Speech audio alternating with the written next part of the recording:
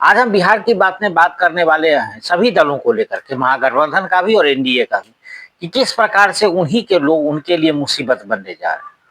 देखिए, महागठबंधन में तो सबसे बड़ी मुसीबत बन गए हैं तेज प्रताप यादव। तेज प्रताप यादव जिस प्रकार से अपने कैंडिडेट की घोषणा कर रहे हैं और वो भी उनके खिलाफ, आरजेडी के उन भावी उम्मीदवारों के खिलाफ जिनके कारण उनको लगता है, आरजेडी को लगता है कि वे नैया पार कराएंगे, उन्हीं के खिलाफ जो कैंडिडेट की घोषणा करने लगे हैं। अब इससे आरजेडी में बेचैनी बढ़ गई है।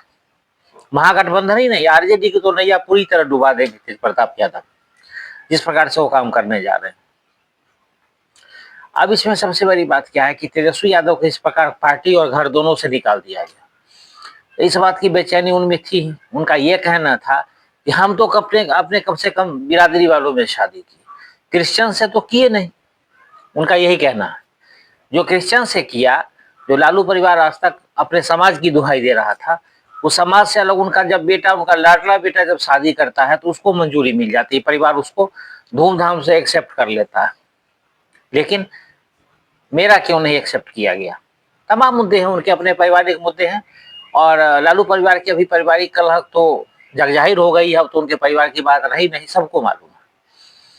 तो इन चीजों को लेकर के थे, और जिस प्रकार से तेज प्रताप यादव अपनी रणनीति बना रहे हैं और लोगों की घोषणा करते जा रहे हैं, अगर 50-60 कैंडिडेट भी अपना वो चुनाव में लड़ा दिए तो महागठबंधन की नैया डूबनी तय है। उसमें उनको कोई नहीं बचा सकता, क्योंकि वैसे उम्मीदवार का चयन कर रहे हैं कि जो कि यादव समाज से आते हैं या मुस्लिम समाज से आते हैं, और अपने बिरादरी में उनका एक प्रभुत्व होता है, और समाज में भी उनकी खासी पैठ हो रही है, क्योंकि पार्टी से इतने दिन जुड़े रहे, लालू के बड़े बेटे हैं, तो उनको अंदाज तो है ही कि कौन कितना मजबूत नेता है और किसकी आज तक अनदेखी की गई है। पहली बात तो ये आरजेडी की कहानी हो गई। अब आते हैं कांग्रेस की। अखिलेश प्रसाद सिंह भी ऐसे बागी उम्मीदवार खड़े करने जा रहे हैं, जो मैं अगर खाने की बात बता रहा हूं आपको, जिस प्रकार से उनको कांग्रेस में दरकिनार कर दिया गया, तो वो कांग्रेस को बता देना चाहते हैं कि आपकी औकात कितनी है। पिछली बार तो 19 भी आप जीत गए थे, इस बार तो आपको 9 नहीं पहुंचने देंगे, इस बार आप सिंगल डिजिट में रहेंगे।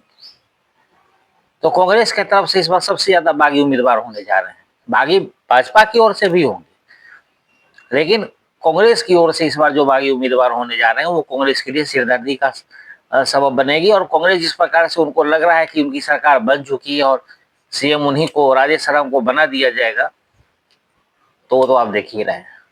अब चलते हैं जरा चिराग पासवान से भी मिल लिया जाए। चिराग पासवान बड़े तूफानी अंदाज में चल रहे थे, मौसम के हिसाब से उनकी भी गति बनी हुई थी, जैसे आजकल है ना, बारिश, बाढ़, आंधी, तूफान, ये सब चलते रहते हैं, उसी प्रकार से चिराग पासवान का भी चल रहा था। धीरे धीरे उनकी गर्मी जो है वो भाजपा और जदयू ने शांत कर दी, और उनके पार्टी के अंदर खाने से भी इस प्रकार से उनके जो जीजा जी अरुण भारती, उन्होंने जिस प्रकार से डिक्टेटरशिप की, इस तरह से चिराग पासवान को पता चल गया कि आखिर होना क्या है।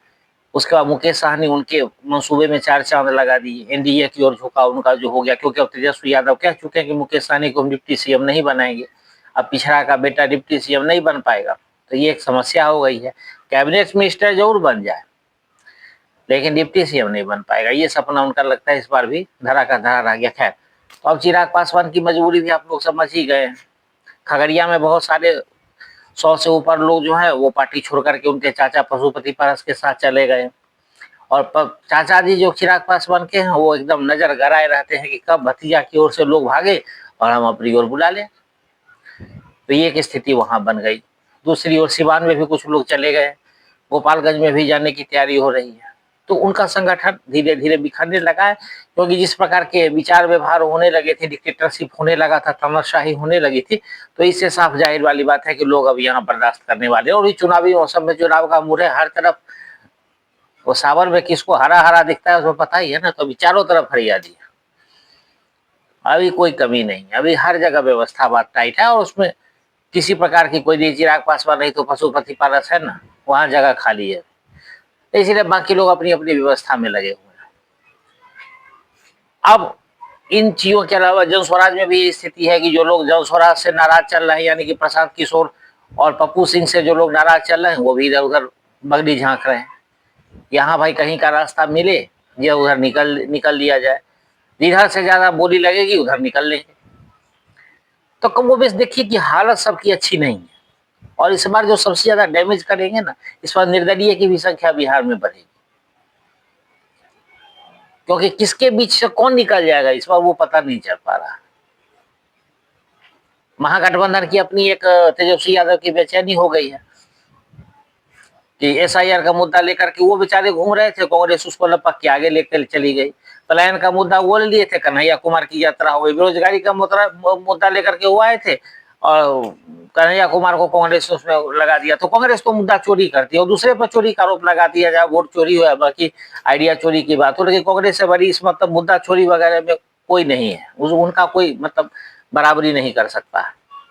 तो इसी प्रकार से इस बार बागी से लेकर के, और जिस प्रकार से आपसी जो भिड़ंत हो गई है आपस में, जिस प्रकार से पार्टी में ही वो कलह पैदा हो गई है या एक दूसरे के खिलाफ खड़े हो गए हैं, तो इस बार के चुनाव में बड़ा ही मतलब इसका जो विशेष प्रभाव रहने वाला है, और यह कहीं ना कहीं पूरी तरह चुनाव को प्रभावित करने वाला है। और देखिए सबसे बड़ी बात है कि बिहार है, यहाँ राजनीति में यहाँ हर वक्त किसी न किसी तरह की राजनीति होती रहती है, और इन चीजों को लेकर के लोग सजग भी है, लोग समझ भी रहे हैं। एक मीनता देवी का टी शर्ट पे वो फोटो लगवा कर नाम लिख करके राहुल गांधी वगैरह घूम रहे थे, उस महिला ने भी राहुल गांधी को काफी भला बुरा कहा है कि हमारी बिना अनुमति का उन्होंने कैसे कर दिया।